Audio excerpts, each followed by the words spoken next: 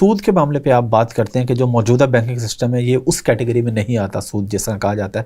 میں اس کی زیادہ تفصیل میں جانے کے بجائے آپ سے سادہ الفاظ میں اوورسیز پاکستانی جو ان کے لیے سوال پوچھنا چاہوں گا کہ مورگیج پہ گھر لینا کیا یہ جائز ہے یا مکروہ ہے یا بالکل حرام ہے؟ کیا اس کے اندر گنجائش موجود ہے؟ اس میں چند بنیادی باتیں سمجھ لینی چاہیے. پلیز. ایک معاملہ یہ ہوتا ہے کہ آپ کسی چیز پر براہ راست حرمت کا حکم لگا سکتے ہیں. بارہا ایسا بھی ہوتا ہے کہ معاملہ اتنا صریح نہیں رہتا.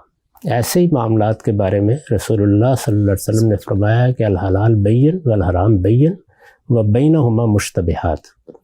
میرے نزدیک سود کیا ہوتا ہے اس کو تو الگ سے سمجھ لینا چاہیے. قرض پر منفعت کا مطالبہ سود ہے. قرض اسلامی نقطہ نگاہ سے یا اسلامی اخلاقیات میں کہیے تبرع کا عمل ہے، نیکی کا عمل ہے. آپ کسی آدمی کی ضرورت پوری کرتے ہیں، وہ آپ کے پاس آیا، اللہ تعالیٰ نے آپ کو رزق دے رکھا تھا، آپ کے پاس فراوانی تھی، آپ کے پاس کچھ بچا ہوا بھی موجود تھا، اس نے اپنی ضرورت ظاہر کی، آپ نے دے دیا. اس میں مثالی نمونہ تو یہ ہے کہ آدمی دے دے، یعنی جو کچھ بھی ہے پاس انفاق کر دے، اللہ تعالیٰ اس کو اجر عطا فرمائے گا، اور اس کے لیے اللہ تعالیٰ نے بڑے غیر معمولی وعدے کیے ہیں.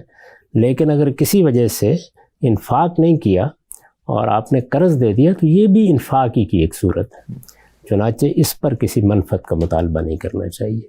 قرض پر منفعت کا مطالبہ سود ہے. ٹھیک ہے. ابتدا میں یہ بینکاری کے ادارے یہیں سے پیدا ہوئے تھے. لوگوں نے جب یہ دیکھا کہ قرض آسانی سے نہیں ملتا تو ساہوکاروں نے لوگوں کو قرض دینے کے ادارے قائم کر دیے. اس کو ممنوع قرار دیا گیا، لیکن بتدریج صورتحال یہ نہیں رہی.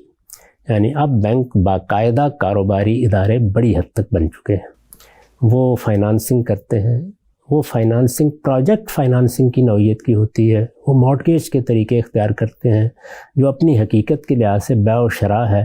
اس طرح کی صورت میں بڑی تبدیلیاں آ چکی ہیں. یعنی وہ محض اب قرض کا معاملہ نہیں رہا، اگرچہ اس کے لیے لفظ وہی لون، منی لینڈنگ اور قرض ہی استعمال ہوتا ہے.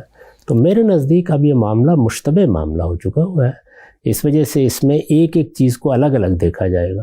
مارٹگیج کو میں بالکل جائز سمجھتا ہوں. میرے نزدیک اس میں ادنیٰ درجے کا بھی کوئی تردد نہیں. وہ سیدھا سیدھا بیع و شراء کا معاملہ ہے، اور بیع و شراء میں آپ ادھار کی اور نقد کی قیمت الگ لے سکتے ہیں.